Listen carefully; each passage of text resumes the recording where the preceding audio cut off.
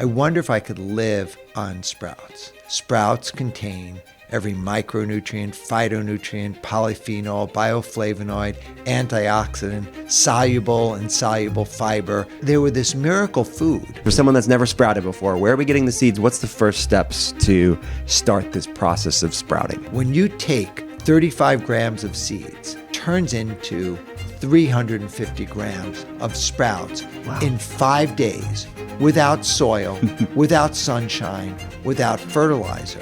What seeds should I pick first? The easiest thing, as opposed to making a salad with lettuce, you can make a salad with sprouts. Okay. And you're going to get more nutrients. So what's the best days you should wait after the sprout is growing to get the maximum benefit? So, Doug, welcome to the podcast. yeah, I've been looking forward to this for a really long time, Will. Thank you so much. I appreciate it. I told you this before we started recording. We met briefly in passing.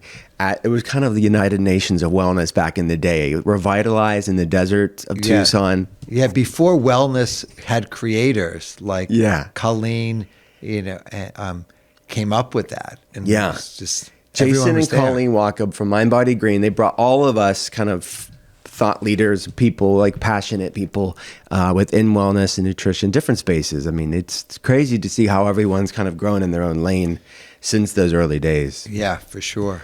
I mean, Andrew Huberman was there. I mean, every year there was something else. Deepak Chopra was there. Who else? Stephen Gundry was there. Stephen Gundry was there.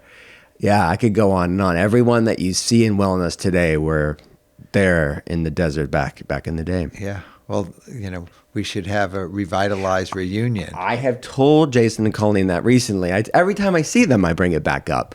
So I think they should a reunion tour for sure.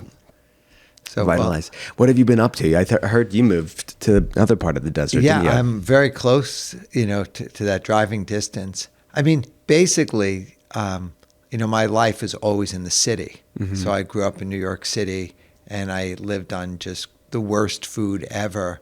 And then, when I moved to the desert, not only was it an environmental desert, it was a food desert. Mm. And that was just opened up my eyes, because you can hear your own thoughts. Mm-hmm. Like, I haven't heard a siren or a horn, near my house ever, right? So we're like in the middle of nowhere, equidistant between Vegas, Phoenix, San Diego, and Los Angeles. Yeah. So it's the middle of nowhere. Now, the world's getting smaller with self-driving cars and soon to be flying cars. Within the next decade, there'll be flying cars. But when I moved, there was nothing. And that opened up my life to sprouting, which I had been eating sprouts and growing sprouts since the New York Farmers Market now 30 years ago. And I always thought of them as like nutritious food, right? But when I came to the desert, like, they became like real food. Mm-hmm. The sprouts became, in my eyes, vegetables and became food. And a crazy experiment, which was, I said, I wonder if I could live on sprouts. Because I didn't want to drive to any of those cities. Like, I just don't like being in the car. Yeah. And so when I went down that path, it was like, wow, sprouts contain every micronutrient, phytonutrient, polyphenol, bioflavonoid, antioxidant, soluble and insoluble fiber. They're keto. Like, they were this miracle food. Yeah.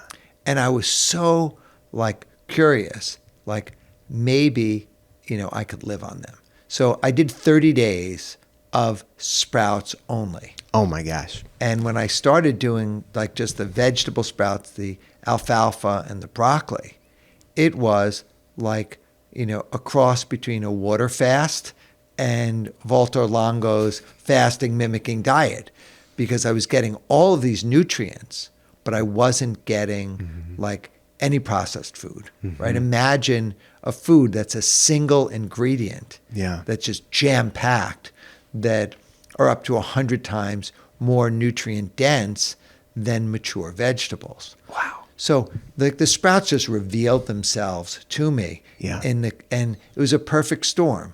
The combination of the desert, the food desert, sprouts, and me living off of the water grid, where I was living off of a geothermal mineral well. So the minerals of the well were further enhancing, and I was like, "Oh, this is heaven. Like, I don't need anything else. Like, I'm so complete." Yeah. And then COVID hit, and while people were fighting over macaroni and cheese and Coca-Cola and toilet paper, Oh, yeah, all the toilet paper wars. I have a hose, right, bidet, and I had hundreds of pounds of sprouting seed, so I never needed to leave. Everything was just so perfect. And that was the first time in my life that I felt content, like a level of peace. No external sources, no pressure, just feeling like, oh, like there's something without external simulation. That's powerful. Man, that's a lot to unpack. I want to get in the weeds of all this stuff. And I want people to leave here with just an empowerment, a fresh perspective on these topics, because I know when they integrate even just a fraction of the things we're going to talk about today, it's going to enhance people's life. Okay, so let's go back to food deserts, because I live in a proverbial, I mean, it's basically a food desert in rural Western Pennsylvania. It's, very much just fast food. I mean, you'd have to drive. It's a rural food desert. And then Pittsburgh, there's many sections within Pittsburgh, the inner city parts, that are urban food deserts too.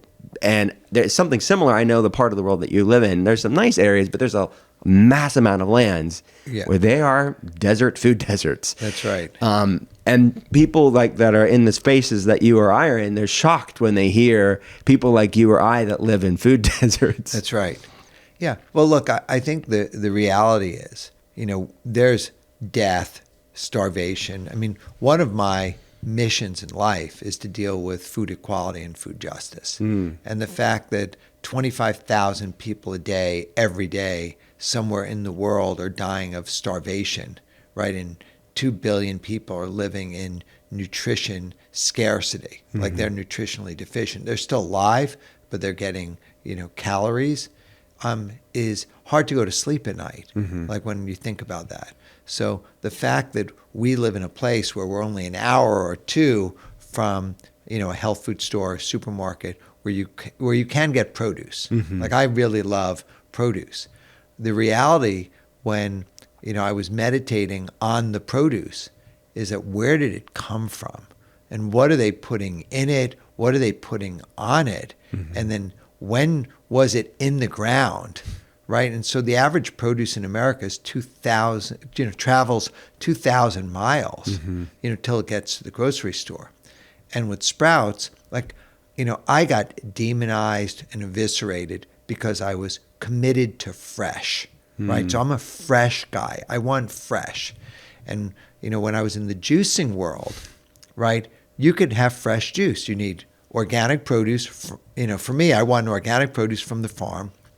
I wanted to juice it, and I would prefer green juice, no sweeteners, to get a shot or to get the water molecules separated from the cytoplasm, but I was getting phytochemicals. I didn't know the words at the time, but I wanted the fresh. And then all juice that was sold in a bottle, or a can, was pasteurized and denatured and extracted. And even how they make orange juice. They say it's 100% orange juice, but it's really a lab project, and they're extracting the colors from the skin and they're concentrating it, and then they're somehow formulating it. And it was such a joke where it says 100% juice, not from concentrate, right?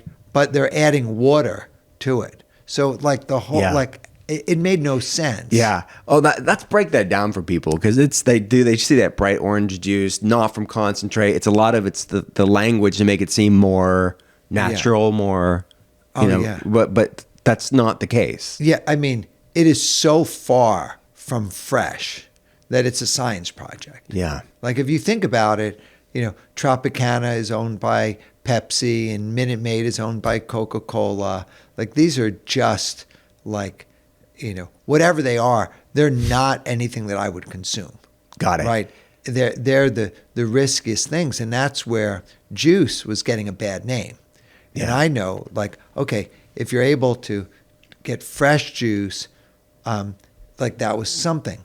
But the idea of pasteurization, hot or cold, denaturing, the canning, and like even what you think is innocuous, like, oh, I'm going to drink from a can.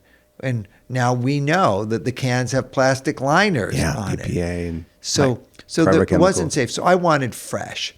And sprouts are fresh because seeds have nature's preservative on them, right? They've got lectins and phytic acid and enzyme inhibitors, but a seed is a complete living organism in a dormant state. Yeah. And you can trigger that.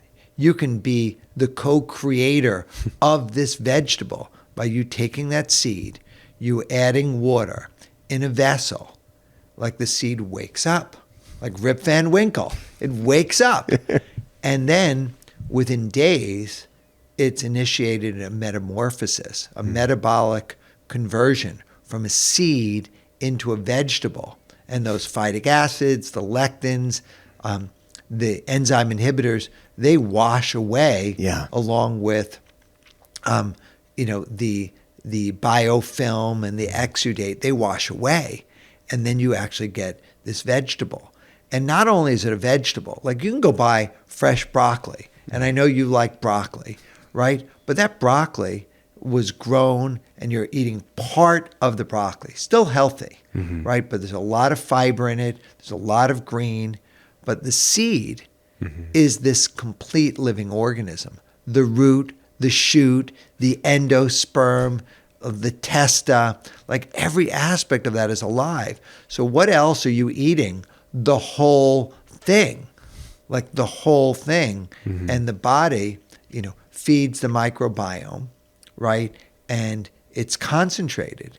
And I just recorded with, last Friday with Dr. Jed Fahey from Johns Hopkins, the father of broccoli sprouts. They literally invented broccoli sprouts 30 years ago at Johns Hopkins. Okay. And Simon Hill. And we had a 3-hour podcast on broccoli sprouts, phytochemicals, isothiocyanates, glucosinolates. And, these are two people that have been really wise in it. And they're learning so much because no one knew, like this was swept under the rug. Yeah. It was just not a high topic. And when I had dinner with John Mackey, the founder of Whole Foods, he made it so clear. Like it's so obvious now why sprouts weren't a thing. Like now they're a thing. Yeah. Like it's growing. Like this phenomenon is the sprouts happening. are sprouting. The sprouts are sprouting. But do you know why? Yeah, why? Why'd they keep it under wraps? There was no money in it. Got it. So if you go into Whole Foods, they have 25,000 items in the store. 24,500 of those items are cooked, processed, refined in a bag, in a box, in a carton, in a jar. Yeah. Right? With all sorts of stuff in it so that it could have maximum profit. Like the average thing in the grocery store, more money is spent on packaging, marketing, and distribution than on like what's in the actual package. food itself. Yeah. So there was sprouts are single ingredient. Yeah. Right? That are grown that have a very short shelf life, like 5-day shelf life. Okay. They require refrigerated transportation, and there's waste and returns. So there was no money in it. So as a result, there were no national or international sprout growers and no sprouting companies. So that's why at best it was a local or regional mom and pop, maybe some other slightly bigger companies, but no one got into it. Yeah. And when there was, there's every single day, there's some foodborne illness associated with meat, chicken, fish, dairy, and even regular lettuce or carrots. Yeah. But all of those things are big business. So they've got crisis management and PR, and they know how to mitigate it. Yeah. And the public was numb to it. Like there's someone gets food poisoning from fish, they go, okay, well, I'm probably not going to eat fish for another few days, right? And they go back. But the sensationalism of this abstract thing called sprouts just was relegated to a garnish or a side dish. And then when I had my epiphany, was oh no, sprouts actually are food. Yeah. Sprouts are vitamins and minerals. And I remember Ben Greenfield, I met, by the way, at Revitalize. See? United Nations of Wellness. So I met, and so I sent Ben an early copy of my book, and then Ben started to sprout. And all of a sudden, instead of using protein powders and whey, he was adding sprouts to his smoothies, and he's eating broccoli sprouts, adding them on to everything. Yeah. And so it fits into a keto diet. Sprouts are universal. Everything. And no matter how you eat, pretty much. Even the staunchest of carnivores would say, because these plant anti-nutrients are washed away, it is a very low immunoreactive food. I mean, I look at food sensitivities and gut microbiome health for pretty much everybody. And this is one of the most tolerated nutrient-dense foods there is. It is bringing all the different tribalisms within food together, I think. So let's start back on the basics. You mentioned this seed, this plant baby that has all these lectins and phytic acid, these sort of defense mechanisms, and that's then transmutates to a vegetable in the form of sprouts. Yes. So let's break it down. Where are we getting the seeds? For someone that's never sprouted before, where are we getting the seeds? What's the first steps to start this process of sprouting? Yeah. So because this was the wild, wild west, right? Yeah. I'm in the wild, wild west. Right? Literally. I said, I interviewed for my book, everyone from Dr. Axe to Dean Ornish to Mark Hyman. I didn't know you interviewed Josh. That's amazing. Oh yeah. Beautiful, beautiful man. Hey, he's great. Beautiful. And he loves sprouts. He loves sprouts. So when I interviewed them, the common theme between all of these doctors was sprouts. They were all sprout lovers. And so I felt confident, I was on the right path. And for a second, I dipped into scarcity, thinking, oh my God, they're going to take all of my ideas. And then I realized, no, they all have their own thing. Everyone has their own passion. And this is something that the more people copy the sprouts, the better it is for the world. Yeah. And with sprouts, there's nothing more to pull you into abundance consciousness. When you take 35 grams of seeds, right, a quarter, an ounce of seeds turns into 350 grams of sprouts in 5 days, without soil, without sunshine, without fertilizer. This is the abundance. If you ever want to feel the abundance of nature, sprouts are it. So the seeds, when I started to research for my book and I started to keep my log, I was ordering seeds from everywhere. And some seeds did not germinate. Okay. They just didn't germinate. And I found out that with anything else, you have bottom shelf and top shelf. Some of the seeds could be, from China. They could be 5 years old, and they were designed for just, cooking them. So it didn't matter germination. And they could have been irradiated or treated with fungicides, all sorts of processing. Yeah. So that's where, to me, I kept doing research and then I found sources and then I said, the best seeds in the world are in the U.S. and the U.S. can't grow every crop every day. So there's alternating cycles between the U.S., and pristine farmland in Europe, good seeds. But outside of those two places, at least for me, I was getting everything from glyphosate residue to non-germinating seeds and not organic. So I really wanted to keep things pure. And then the next thing, which was crazy, I talked, when I discovered the work of Dr. Jed Fahey at Johns Hopkins on broccoli sprouts, I ordered seeds from everyone. And then because I have resources, I send them out to a lab. And some of them had low levels of glucoraphanin. And technically, glucoraphanin is the precursor to sulforaphane. And so when the glucoraphanin mixes with the enzyme myrosinase, it forms sulforaphane. Yeah. And so sulforaphane upregulates the NRF2 pathway and has and we'll have a whole discussion on sulforaphane. Yeah. But I'll pull back. But I was really looking for glucoraphanin levels. Yeah. And some had low, Okay. some had medium, and some had slightly higher. But what was most alarming was one of the organic broccoli seeds that I bought had no glucoraphanin. Wow. So I said, something's wrong, do the test again. Yeah, right. They do the test again.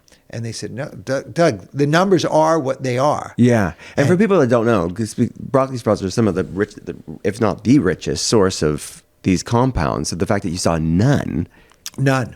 And what happened was I sent it out to another lab to sequence the DNA. And it was in the Brassica family. And it had glucosinolates, but it didn't have glucoraphanin. So I didn't go too far down the hole, but what I suspect was that it was a similar Brassica seed that might have had glucoraphanin, like radish has glucoraphanin, which forms sulforaphane, not sulforaphane. And so, there's 1.5 million phytochemicals. Yeah. So they all could be healthy. But I was I was on a quest for this one, and that's when, that was like my defining moment that said, I'm going to start a company called the Sprouting Company, like keep it simple, that would source seeds that would be certified organic, that would be tested for pathogens and tested for high germination rate. Amazing. So that, people could have trust. And it took me 5 years to get that going after I wrote the book, right? Everything just takes a long time. I wrote the book in 2017, and, the world is like so wild. And we think about like how we operate. So I had this whole dream, of doing Mind, Body, Green and doing these podcasts and doing a book tour with Barnes and Nobles and having a book launch in New York City, at ABCV with Jean George and Chef Neil Hardin, and COVID came. And like I canceled everything because everything was closed. So that's when I said, oh, like I might have to, change my strategy. And so in my early 50s, I opened up a TikTok account. I went on Instagram, and then I started to record podcasts. And turns out, like, you're a super smart, successful guy, and you're not sprouting. No, right? You're not sprouting. I tell other people to sprout. I'm the worst patient. I'd be honest with you. I buy sprouts. This is horrible. I'm gonna just be honest with you. I buy sprouts at Whole Foods. Yeah. But I've never sprouted myself. Yeah. So now I want to. And now I'm like, okay, I'm gonna take the leap. You have the kit, and it's available. And then I looked at the equipment that was being used for sprouting, and it turns out like everything's been improved. Like there's better mousetraps, better chairs, better cameras, better everything. The equipment that was used for sprouting was like a mason jar, cheesecloth, and a rubber band, or these plastic green caps and iPad stands, and people were using socks. There's a whole chapter in the Sprout book that I called Junkyard Dog, where I was using anything and everything to sprout, just to indicate that there should be no barrier, to sprouting. Like anyone could sprout anywhere at any time. But when I started to look at the science, and I started to look at like, how do you get great sprouts? You need proper drainage. Like the water is good for germination, the water is good for hydration, but extra standing water is not good. Yeah. Right? And so you need good drainage, you need good airflow, good air exchange, and then the material science of anything that touched the sprouts, I wanted to be stainless steel or glass, lead-free glass and stainless steel. And so all of these things were just a project for me, and I had all the time in the world. Like I'm in the desert, I build my lab, I'm ordering seeds, and I would have hundreds of experiments going on where I was like literally setting up the jar at every angle from 0 to 90 in 2-angle increments to see what could go. So even when I had the jar fully upside down, I was like, oh, this will get proper drainage, but then you occlude and prevent airflow and air exchange and the sprouts stack. And it turns out when they're wet and they're heavy, they have weight and they don't get to germinate. So I did all the testing, and then I was like, oh, I'm going to have to, go back and design, hardware, to make that work. So I did the hardware and did a sprouting kit, and then I did the seeds, and then about 18 months ago, turned on the lights and went out there. And now it's like out of control. Like the growth amazing. is exponential. Yeah. So you've made it easy for everybody. Go to one place to get everything they need For sprouting. Yeah. That's amazing. And thank you so much for giving me my first sprouting kit. Yeah, well, look, here's the thing. I want you to sprout. Like Rich Roll, his wife called me up. She goes, he's never grown anything. We've been married for 22 years. Yeah. He's never grown anything. And now, he's obsessed with sprouting. Amazing. So if Rich Roll just got started sprouting, I don't feel so bad. Yeah, I'm right behind Rich Roll. That's right. Who is also at Revitalized, let me say, that hiking in the desert. Okay. So what are your favorite, if someone's just getting started, i.e. me, what seeds should I pick first? So the easiest thing, and this was like a big shift, is as opposed to making a salad with lettuce, you can make a salad with sprouts. Okay. And you're going to get like more nutrients, fresher, and the like. So we just made a salad mix.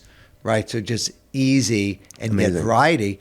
And turns out there were two benefits to the salad mix. One is the variety of texture, color, flavor, but also for the microbiome diversity. So I don't know what you recommend to your patients of how many different items they need to get the healthy microbiome diversity. More the better, right? More the better. So I like the salad mix from a purely like medicinal part. And we'll talk about, I think now's a good time to talk about broccoli. Yeah, let's go, because the broccoli sprouts are what I, in the past, until now, bought, just like the plastic, whatever, thing of broccoli sprouts. So that's what you would start. That's kind of the superstar sprout. Yeah, well, it's well known that the cruciferous family of vegetables have, super, qualities from, they don't reverse cancer, but they can kill cancer cells. They have the ability to detoxify benzene and air pollutants from the lungs. They can regulate insulin levels in diabetics. They're anti-inflammatory. They reduce oxidative stress and scavenge free radicals. So that's in the cruciferous family. Turns out broccoli is the most potent of these.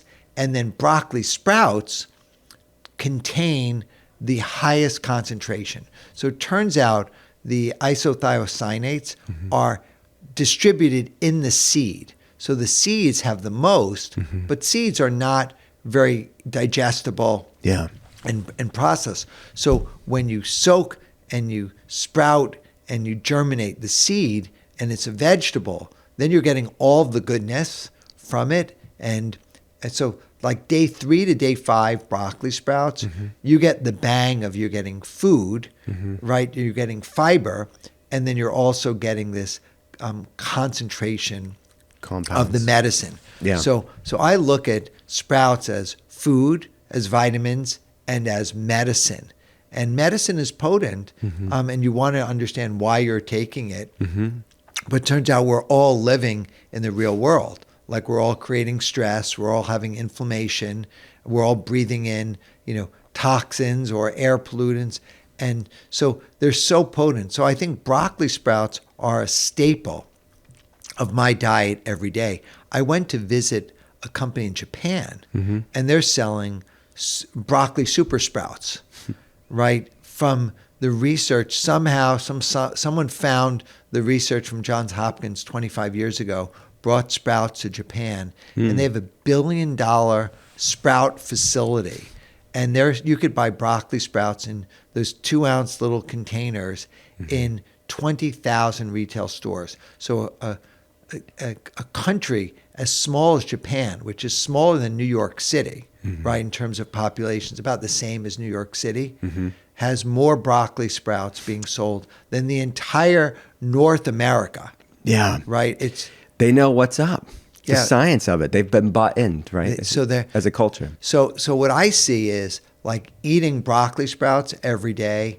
Now they don't. The research doesn't say they shorten telomeres, but they do stop them from shortening. So there's powerful longevity. So they're not extending them per se or growing them, but they are preserving them. Which is an important part of longevity. And what happens is, because it's really hard to patent, them. Yes. Johns Hopkins tried to patent them. Interesting. So, okay.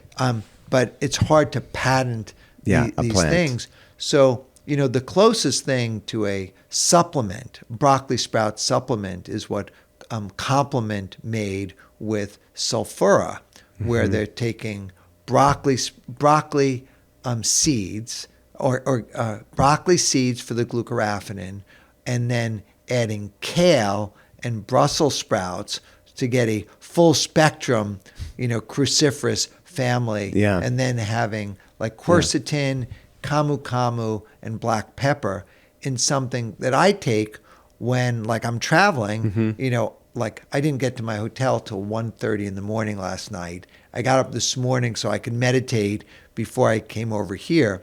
There's no time for me, and I intermittent fast. So like I've got all these factors. So when I'm traveling, I will take a broccoli sprout, broccoli supplement, sulforaphane supplement, and I like the sulfura. Yeah, and that's then the name of the supplement. The name, and then because the sulforaphane is kind of fast acting when you mix the two. You have the enzyme myrosinase in the gut, but if you add like a radish sprout or a mustard seed extract for the myrosinase, you get the full like combustion of it. The entourage effect. So that's it. But from a food perspective, I eat broccoli sprouts. I'll have a salad mix, and then for snacking, like I love the lentil sprouts or the pea sprouts because they're fast, they're filling, they have their vitamin C, they're crunchy, and like we like crunch. Like I want to use my teeth. I don't want to like eat Jell-O all the time. So I like to get that. And the other thing, and I know you're deep into being present. When you're chewing the food, when you're eating the food, the stimulants of added salt, added oils, added sweeteners, just like cause the brain, to go awry. So part of it is knowing that you're getting the nutrients.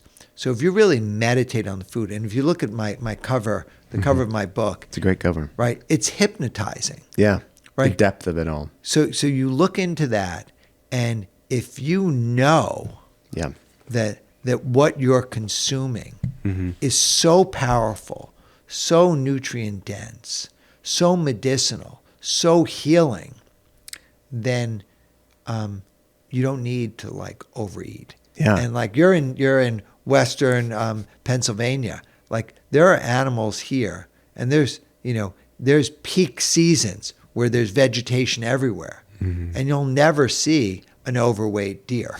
No. Right? They eat until they're not hungry or they're full. Right? And in America, we have a challenge where people overeat, and we blame them.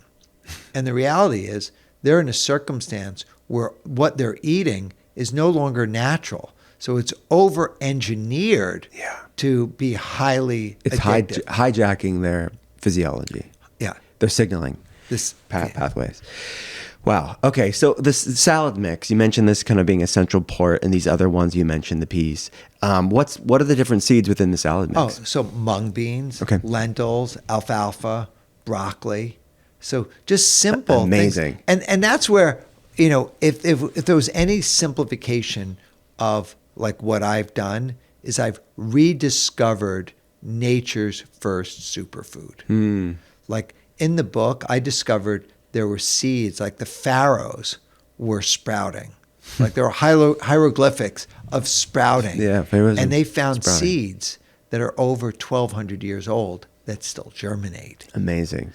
Right, if I handled. saw this BBC documentary, I was on YouTube, of these ancient seeds in Israel as well. Like they were like locked up in the desert underground, and it was a tree, it wasn't a vegetable, but it's amazing how long seeds can stay dormant and come to life, right? These ancient seeds. Well, all nuts are seeds, but not all seeds are nuts. Yeah, if you've learned nothing else, it's that right there. So, but if you think like an acorn is a seed, one acorn can grow into an oak tree that can produce 10,000 acorns in a season. Yeah. Right? And, animals, will consume them and then transport them and then poop them out. And that's like how seeds propagate and how nature and plant life. And it turns out there's all this other magic that happens in the process of growing seeds. They consume and sequester carbon and release oxygen. Yeah. So they actually can make air quality, better. There's so many magical things about seeds.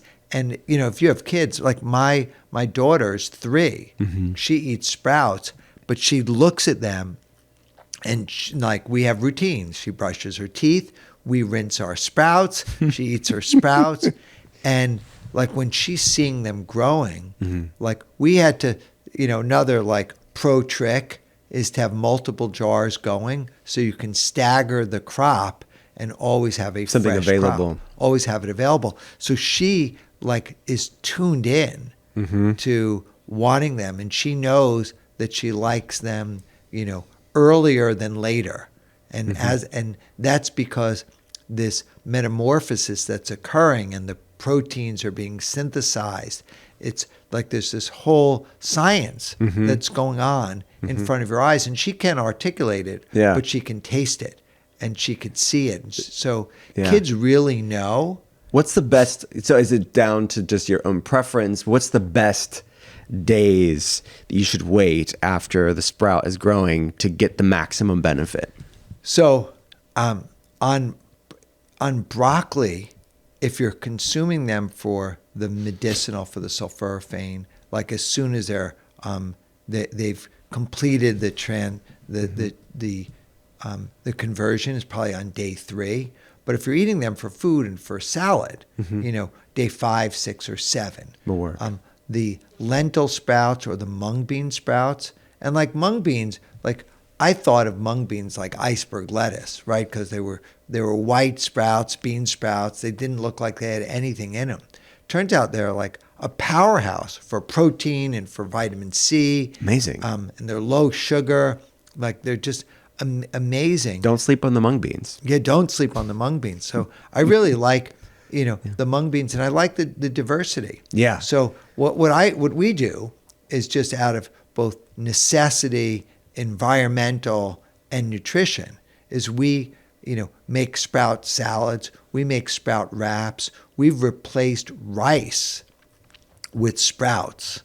So It's a great idea. yeah, I mean, it's just, and then, we're somewhat conditioned, right, in America to have 3 meals a day and different things, and there's different food groups. But if you like go back, like a hamburger is like 100 years old, right? It's a sliced sausage, right? So we're consuming foods that only we know because of, a contemporary society and colloquialisms, and they've made it into the impression. But if you think about what do we want food to taste good, to be nutritious. We want to know where it comes from. So, like, my daughter has never eaten like white pasta made from wheat.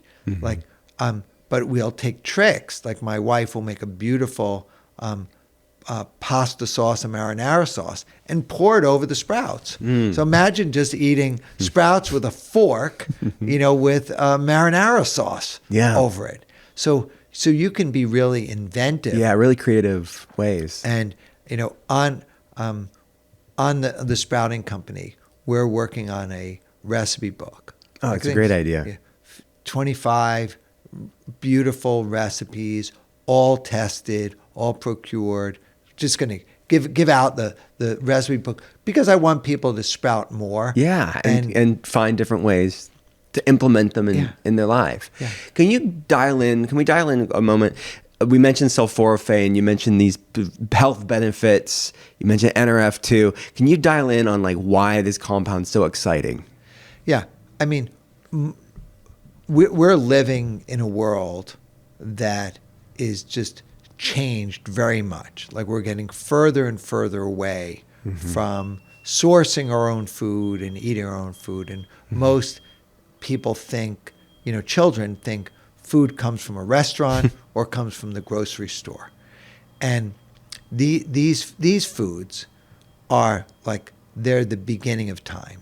Like, a seed is like the history of the universe, optimized into a little seed. Yeah. And if you think about it, makes sense. The seed is dormant because it has, a hard shell behind it. Like, when we grow now I'm becoming a more professional grower.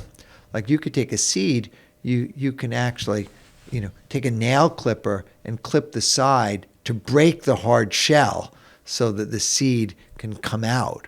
Like, or if you even open up a mango pit, you want to break off the hard part. So nature has really designed seeds for survival, of the planet, and the tying with the sun and photosynthesis and the forming of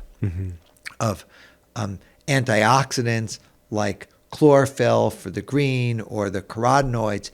These all have this amazing harmony between, nature, plant life, and human life. In us, yeah. So when I look at that, it's like the only time I saw it in my like, I'd been sprouting for 30 years, but I always like thought of it as like, an occasional thing. And now I'm tuned in, and it's like a must for me. And I feel like nothing feels better than feeling the best ever, right? Not like having the energy, having the vitality. So, there's not a lot of books on living foods because not a lot of foods are living, right? So there's no money in the living foods. No one's promoting it. But if you think about having something that's water-based, concentrated with nutrients, and is still actively growing and enzymatically active, when it goes into the body, it's very easily digested. And it, there's this whole link in the last 20 or 30 years on the gut microbiome and how you have to feed the microbiome.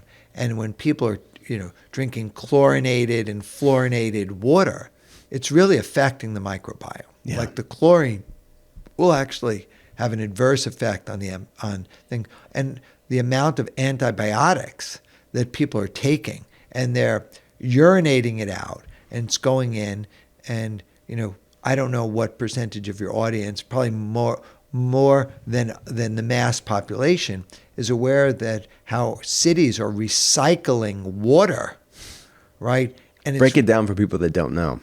Yeah, they're taking waste water, filtering it, and then making it back out as potable water. Yeah, pretty nasty. And they're removing, some of the particle matter, sediment, rust, but the microbes and the plastics and the microplastics or the chemicals associated with the microplastics to make them. And then the pharmaceutical drugs, right. Like, a woman takes birth control pills, it goes through her.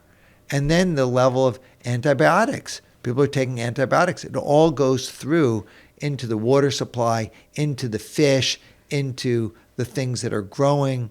So it's very, very hard to get things that are just pure. And that's one of the things that I love about the sprouts is that if you're getting an organic seed and you are growing it in glass and stainless steel on your countertop with filtered or spring water or distilled water, you're controlling your environment. Yeah. That, like, when I think about, like, growing up in New York City, like, who knows what I was eating? Right. Like, who knows? Like, I'm going to do a post. I'm going to have to use actors because it has to be fake on this. I'm just saying, where I'm going to be, demonstrating how people will eat anything. I'm going to do tempura cardboard. I think you could sell it. Yeah. Well, I wouldn't. It's unethical, but it would just be fake. But just to show people, like, if you fry something, deep fry something, it doesn't even matter what you're deep frying. People just want the batter. Yeah, that's what I meant. If you have something deep fried, there's a market for it. Yeah, I was going to do deep fried Pokemon cards. You get all the artificial colors, all the artificial My son, who's 19, he'd be the target audience for that. Deep fried and Pokemon cards? Yeah, he'd be into it. Yeah. So I think, like, the main thing is sprouts are like if you're going to eat plants, like, sprouts are plants that where they're coming from. And, in economically, like, the sprouts you're buying at Whole Foods. And by the way, I love anyone who's growing sprouts and selling sprouts. I'm not a member yet of the International Sprout Growers Association. Why not? Why aren't you the president? Well, I am a keynote speaker at their annual gathering.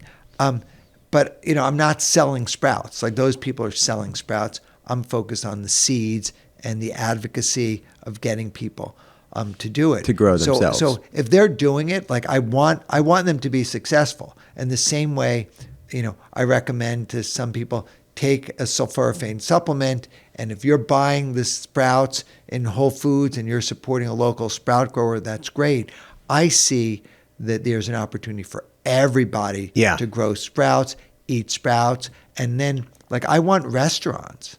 Like, I have a vision, and it's a continuing vision that I have, that I'll be able to go into what was considered the worst fast food chain in the country, or one of the top 10 worst, and be able to go in there and get an organic sprout salad for me, and then have them replace iceberg lettuce that's traveling thousands of miles across the country, and have them growing broccoli sprouts, alfalfa sprouts, clover sprouts in the restaurant. Amazing. So for them, they're not, like, fast food restaurants aren't worried about nutrition. No. Right? They're worried about, turning dollars. Like, it's just a profit pump. They just want to make money, and they can make more money by having sprouts on their menu. Yeah.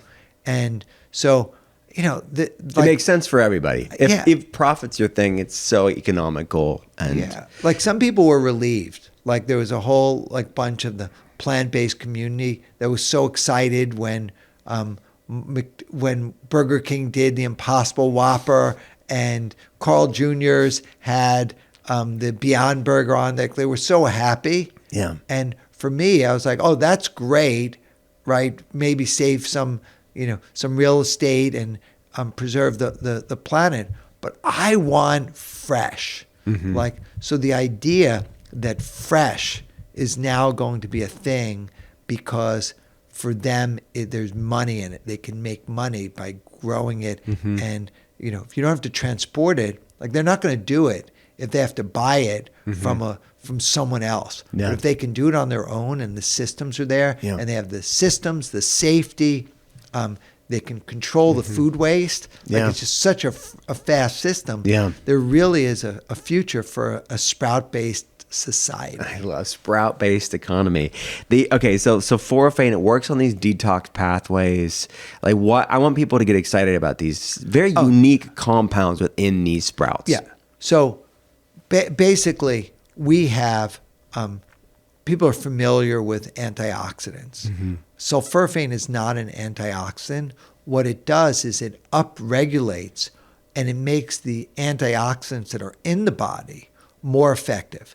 And broccoli sprouts and sulforaphane, contribute to the effectiveness of glutathione, which is the major detox engine for the entire body.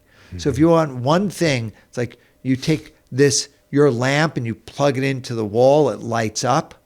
When you take broccoli sprouts into your system, your immune system wakes up.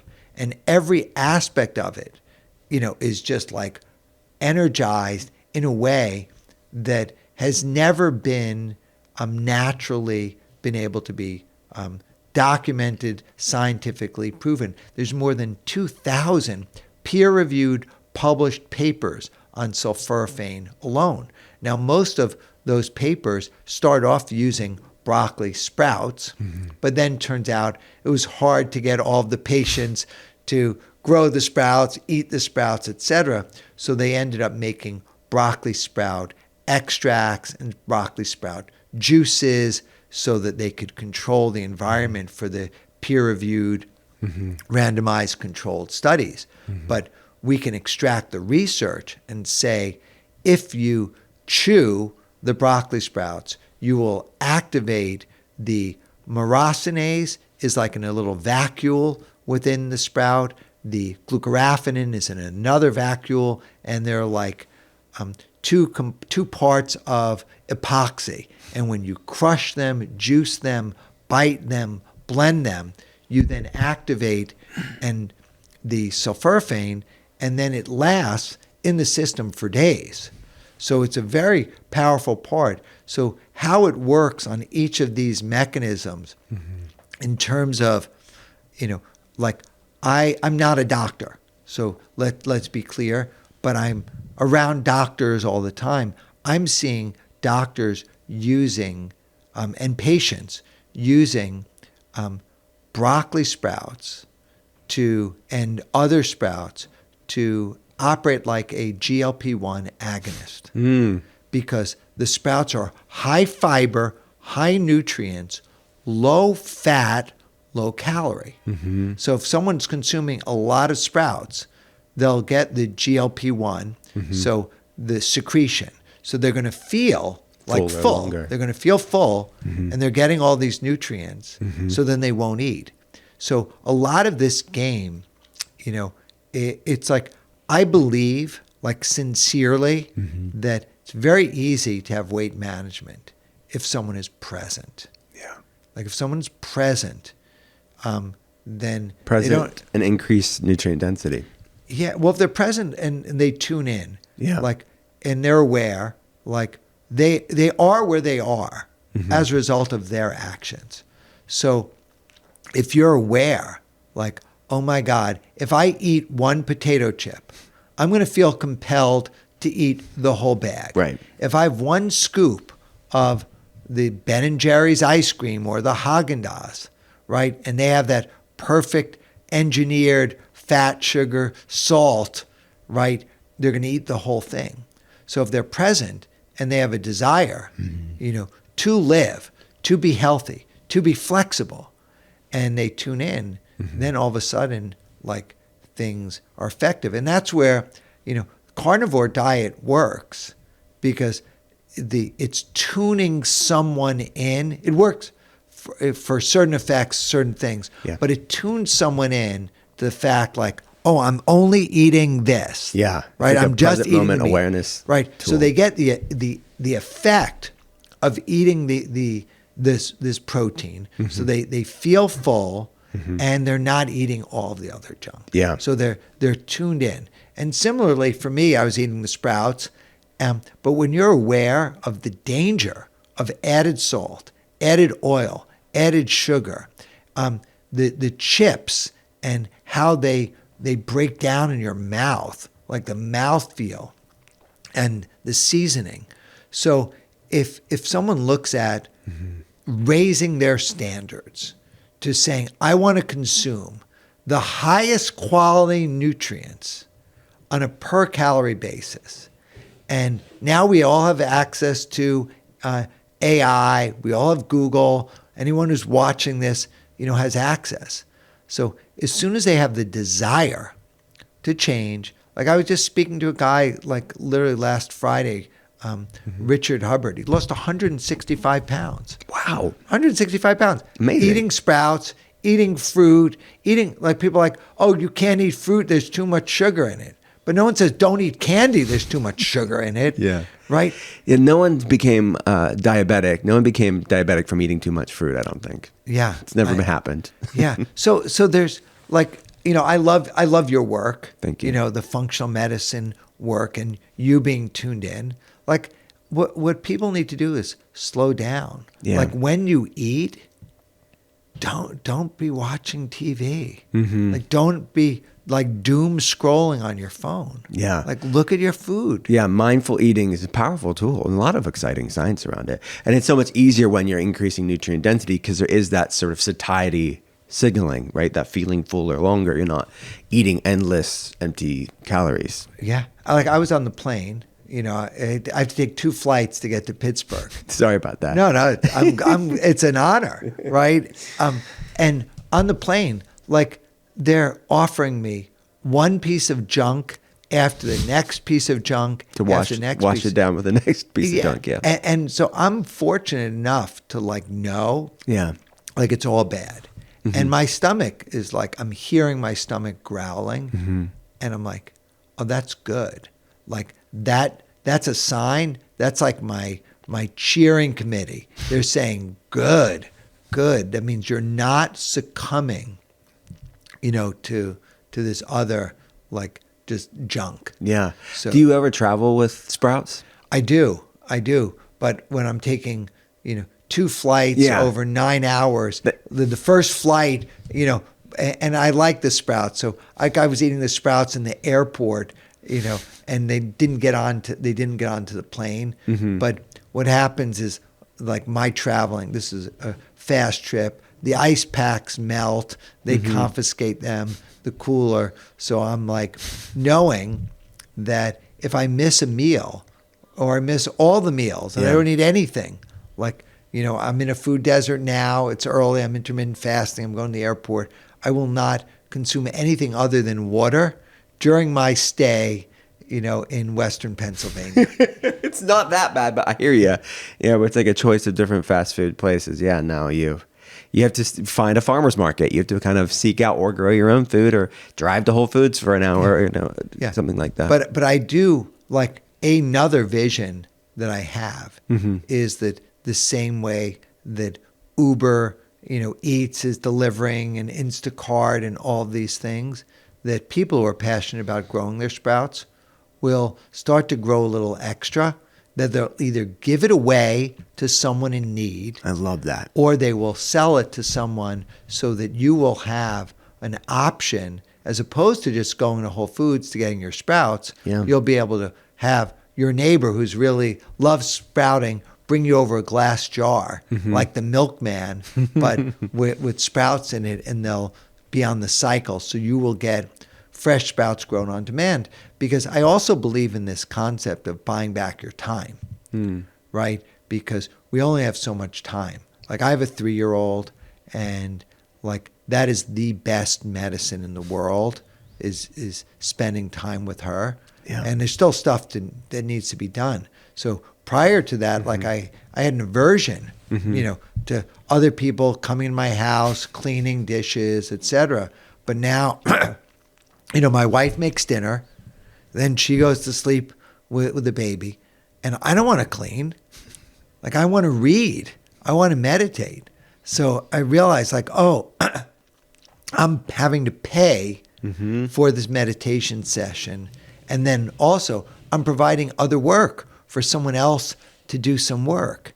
And so it's like the flow of the economy, and it's like living in the abundance world, and I get to have my gifts so that I can come here, and everyone can do their thing. And that's what I want to invite everyone, to find what they're really passionate about. See what the aversions, what stories they're telling themselves. Like, it would have been really easy to tell Brooke, like, oh my God, like, let's just shoot it on Zoom. Much easier. Brooke's my podcast manager. Yeah. So, and I was like, wow, this experience of spending time with you, like, wow. Yeah. Like, I feel the same way. Thanks for coming out. You're right. You're absolutely right. I have to hear about this 30-day fast, this sprout fast. What was it like? I mean, how much sprouts were you consuming? How did you feel? I want to know the details. So I've been having an eating window, feeding window between noon and 6 p.m. So that's your TRF, like your fasting window. That's that's when I eat. So from 6 p.m. to 12 noon the next day, I just consume water. So 18:6. Yeah, 18:6. So at noon, I would break my fast with the thinnest, lightest sprouts. So I would have alfalfa sprouts and clover sprouts, and I would just eat a handful, and sometimes I'd eat a whole bowl. And then, like, I had other stuff that I was doing. Like, I was reading a book, I was meditating, and, I was tuned into the fact that I needed to get calories. I needed to get nutrients. I needed to stay hydrated. But I found out, like, no one can overeat. Like, I can overeat a lot of different things. Like, give it to me, seasoned, it's delicious, I'll overeat it, wow. Don't overeat plain sprouts. Yeah. And then there were some days when I just was not hungry. Like, I just wasn't hungry. So I didn't eat them. Like, I didn't eat. Like, instead of breaking my fast at 12 noon, maybe I ate a little, and I went through. And I never got emaciated. I didn't lose any weight. And then on other days and turns out that it's so obvious, right? When you're active, if I ran a 10K and then I did, 300 push-ups and 500 squats, and I eked out my 15 pull-ups, right? All of a sudden, I burned a lot of calories. And if I did research meetings, turns out your brain can burn as many calories as running a marathon if you are engaged the whole time. I feel that some days. On those days, like, I would eat an entire jar of broccoli sprouts. I would eat, entire jars of the lentils and the mung beans and the green peas sprouts. And so if I were structuring a day, like, my perfect day would be, eating about 500 to 700 calories of the alfalfa sprouts, which is a lot. Like, per cup is 100 calories. Okay. So 5 cups around there. 5 cups, which is easy to eat because it's also mostly water-based and the like. And then later in the day, the protein sprouts, the lentils, the mung beans, the green peas, those are double. They're like 200 to 250 calories per cup. So it's not hard to get to 2,000, 3,000 calories. And when I would have someone over, I would then be fancy. I would give them some sauerkraut. I would make some tahini. I would use some sea vegetables. And like the conversion, of ALA to EPA and DHA, in my hallucination, is much, much easier and optimized when the pipes and the systems aren't clogged with other things. Because when I did my Omega Quant test, I was like at a 6 or 7. So I'm not like over the charts, if someone who's taking a lot of fish oil supplements and the like, but it was no way deficient. Amazing. And lentils, have enormous amounts of iron. There's more iron in lentils than there is in beef. And when, lentils are like a staple of the diet around the world, when you sprout lentils, you increase the vitamin C by 300%, you quadruple the antioxidants, and you're getting something that's, like a cup of lentils can have 7 to 9 grams of protein. So all of a sudden, if you're looking for your nutrients and you're intuitively eating, you will eat the sprouts when you are hungry. And you will eat until you are no longer hungry or you are full. But you won't overeat. And it was a feeling that, like, so good that I didn't want to do, like, I thought I was just going to do it forever. Wow. Like, I thought I was just going to do it forever. And the only time, like, that I would get, like, funky is if, like, my brother has a car accident, and he totals the car, right? And then he leaves the scene of the car, and he doesn't go to the hospital. And all of this is happening. Then, like, I'm no longer present. Like, I'm in crisis mode, trying to challenge, that. And then, like, all of a sudden, like, I'm off. And that's how I ended up, after 30 days. It wasn't like, oh, I'm going to stop after 30 days. Like, there's a tragedy. And then all of a sudden, like, I'm in the real world. I'm driving around to hospitals. And all of a sudden, like, I'm not being present with my food. I'm just dealing with the crisis mode. And then all of a sudden, like, I ate something, and then I ate something else, and something else. And then all of a sudden, like, I'm way off. So it's mindset is so important. And how would you say to someone, okay, I can't, this is not 2020 anymore. I'm not just in my home by myself. I have a busy life. I have a stressful life. How does one stay present or build that presence despite a busy life, despite hectic? It's you have to plan. You have to set your intentions. Like, intentions are so good. Like, we in our house, we set our intentions. Like, when we go grocery shopping, like, we'll go to Whole Foods, we'll go to the farmer's market once a week or every other week. We make a list. And anything that goes on that list is a discussion. Like, it's a real discussion of what you're going to buy. And then we plan the days. Like, okay, what are we going to eat? What are we going to eat? And the sprouts require some planning. Like, it's not instant gratification. You can eat the seeds. They're not going to kill you, but they don't taste as good as the sprouts. So you need to be planning, and that's where, staggering the sprouts and the like. But if you plan and you have the intention that you find something that you want to live for. Like, now I'm going to be 60 and I have a daughter that just turned 3, right? So I really want to be there for her. I want to enjoy her. I want her to have me. So my thing, I used to, like, I have a lot of energy. So I could work deep into the night. And now all of a sudden, like, when my baby goes to sleep, my wife goes to sleep, like, I'll be asleep at 8 o'clock at night.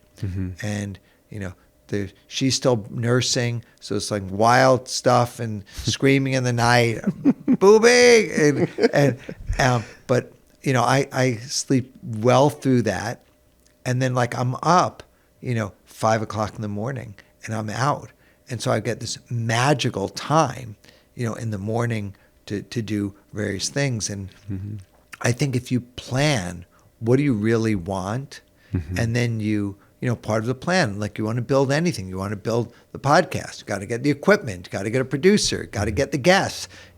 Got to publish it. You want to build a building. You need a foundation. You need your permits. You need a team. Like, if you want to build this human transport vehicle for your body, your spirit, your soul, you have to pay attention to it. Well said. And, I don't love exercise. Like, I've been enjoying dancing with my daughter, but other exercise for me, it's just the price I'm paying to keep the body. Yeah. My wife loves to do a yoga class. I just do it, but I don't love any aspect of it. And I think that's deep wisdom of just showing up and doing things. Like you said, the price you have to pay for what you want. I mean, what you do love is X, Y, and Z, but to do and have the energy and have the physical ability to do what you love, you have to do some things you don't love. yeah, it's a lot of things I don't love. And if you don't, there's things that only you can do for you. Mm-hmm. No one can work you out. Like I see you have the Vibe plate, yes. right? Like yes. I love the Vibe plate, and I can be on there and I'll be on the phone and I'm texting on it.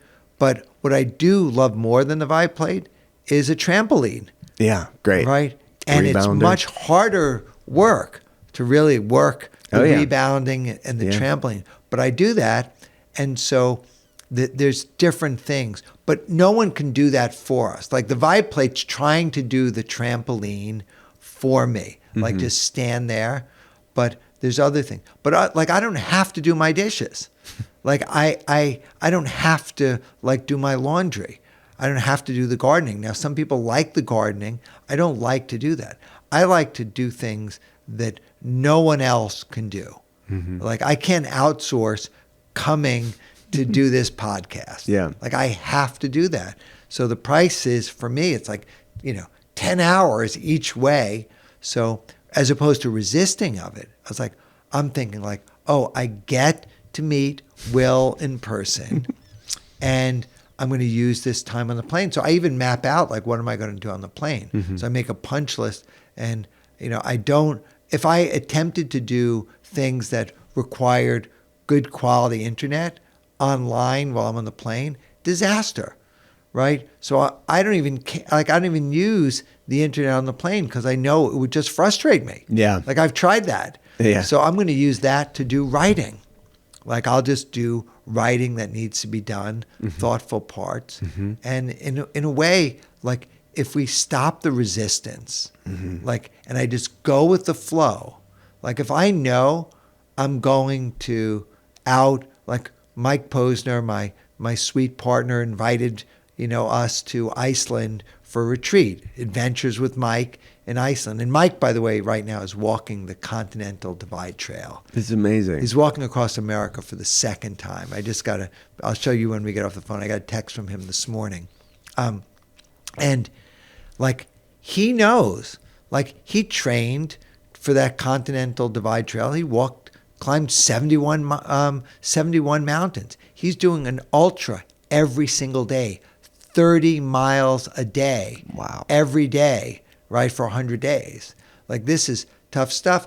When I was going to Iceland, I was like, oh, it's going to be cold. It's going to be ice in Iceland, right? So I got my Gore-Tex boots. I got, extra socks. I got layers and layers and hats and earmuffs and goggles. And when we would go out into this cold environment, we were comfortable. And then it was oh, okay, we're at the river. We're going to go into the cold plunge. It's but it's oh, we want to do this. Yeah. So there was no resistance. So all of a sudden we're stripping naked in Iceland to go into a lake. Yeah. Right? And then we go from the lake, into the natural hot springs. And so if you have a plan, but if all of a sudden someone comes up to you and says, okay, take off all your clothes, go into the cold water, and you don't want the hermetic effect, you don't want the heat inner shock, resistance. Yeah, then it's just going to be, pulling. So part of it is just tuning in to what do you really want. What's your why? Let your why be bigger than your excuses. Yeah. So that's it. So I think sprouts are something that I'm seeing in just the most amazing growth. Amazing. And the funny thing also is, I have a background in retail and technology and high tech, fast moving stuff. And when people were asking me 7 years ago, what are you doing? I was like, oh, I'm writing a book on sprouts. Right. And then, 3 years ago, well, what are you doing? I was like, oh, I'm starting the sprouting company. And the judgment, the criticism, like it's like no, like Do they tell you to your face? oh, some people do, like trolls, like all sorts of, there's all sorts. They just didn't get it. No one gets it. I mean, literally, it went from no one getting it to now like light bulbs going off. Yeah. Did the people that didn't get it before, because there's just some people that just don't get health. They're not interested in it, especially for someone, and that wasn't in the health space that now is. Are there still naysayers out there? Well, from your previous lives? Well, yes. There's total like that's where, and before the show started, we were talking about like you can't make anyone do anything. Like, and I always thought like you could influence. Now, like I'm doing the keynote for Tony Robbins on Health Day at Unleash the Power Within. Amazing. On October 19th at the Honda Center in Anaheim. Like 20,000 people live, et cetera. It's the third time that Tony has invited me back to talk about sprouts to his audience. Now, I've been talking to Tony about sprouts for 5 years, right? And then all of a sudden it just clicked that like, oh, this information that you have, because you did the work now, Doug, that this is now valuable information for my audience.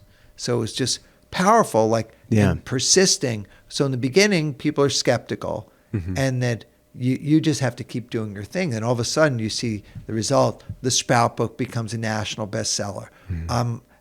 The people are growing. The information is coming, and sprouts went from being, oh, they're not safe, fringe. there's moldy, to now the narrative is like sprouts are, the most nutrient-dense food on the planet. So that narrative shifted. So when I feel that things are shifting, but I knew, and intuition whispers. Like it doesn't scream at you, it doesn't put a gun to your head. Yeah. Like when it came to me, it's like, oh, like sprouts really can change the world. Like this is a serious thing, Doug. You need just listen in. And so that's still small voice. Small voice, steady, persistent voice. Now all of a sudden, like I got invited to speak at the Gulf Food Expo, give a keynote there. I was the following speaker after the head of food security at the World Bank. Oh my gosh. Right? 100,000 people go to Dubai once a year, and like, how did they find me? Right? Like, how'd they find me? Yeah, you're in alignment. So it's alignment, and it fits.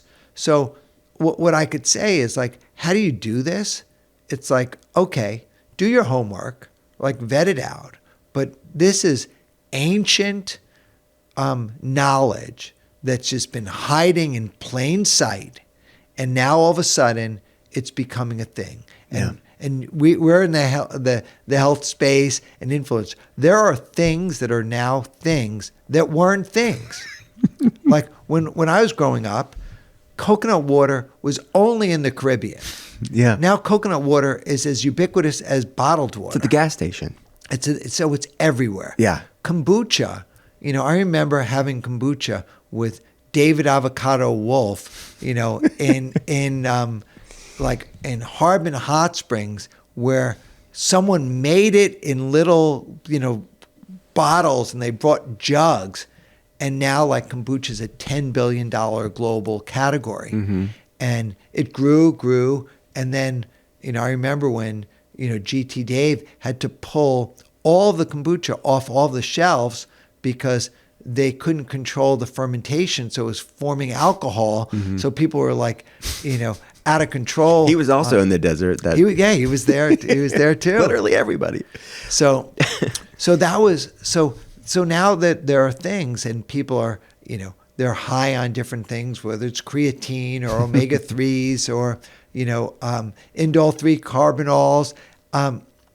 But people are tuned in. So I can tell you now that when I wrote the Sprout book, Whole Foods in LA did not sell broccoli sprouts.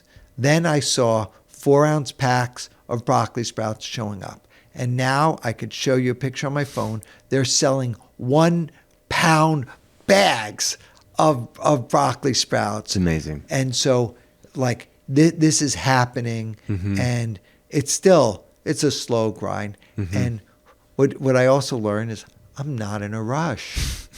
Just like the sprouts. Yeah, I'm not in a rush. Like, there's no place to go.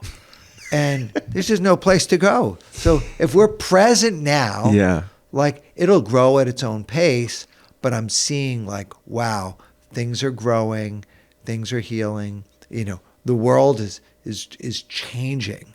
Like, somehow there's enough food to feed 70 billion farm animals, but not enough to feed 7 billion people. Yeah, it's wild. So, you know, everyone makes their own difference, and, you know, all we can do is do our best every day. Yeah, this has been a blessing of a conversation. Before we go, the podcast is called The Art of Being Well.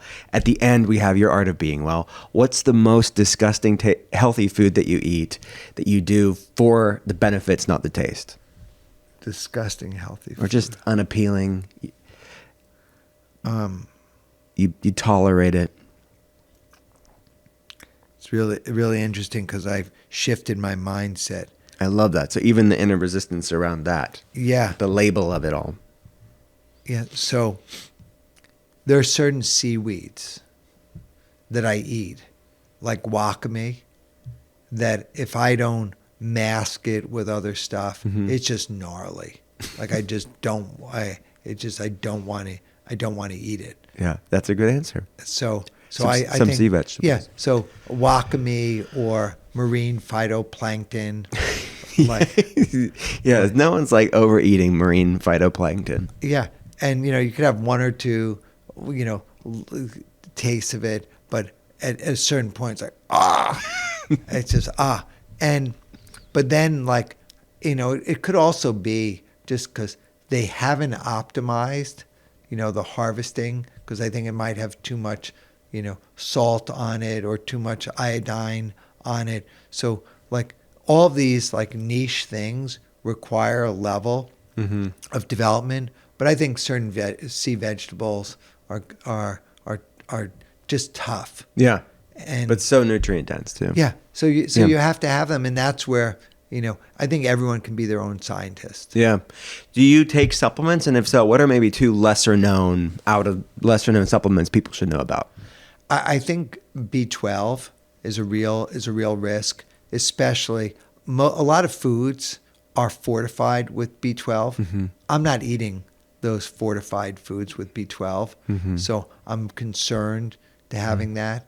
I think that omega-3 supplements, you know, and I like an algae supplement if I'm not getting enough. So now, like, I've unpacked ALA, EPA, DHA, and I'm aware of the conversions.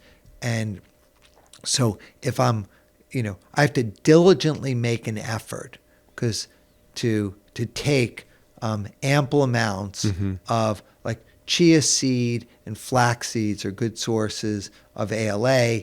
The sprouts make them more digestible.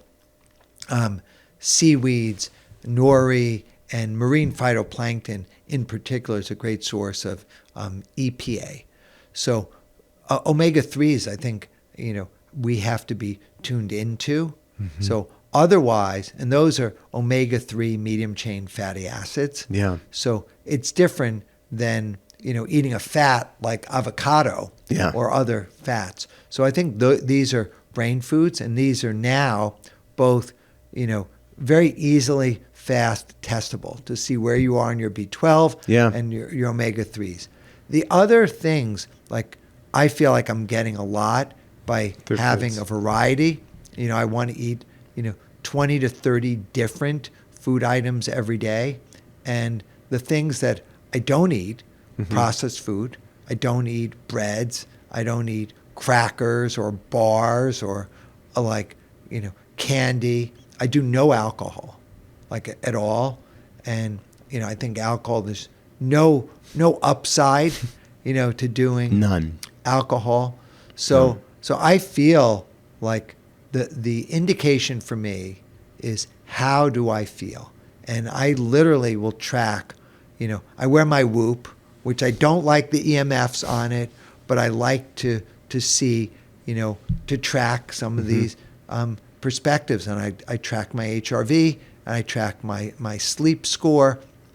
And, if I have a really crappy sleep score, like on this trip, like I got home late, I got up early, so my sleep was abysmal, right? Every aspect of my sleep was abysmal.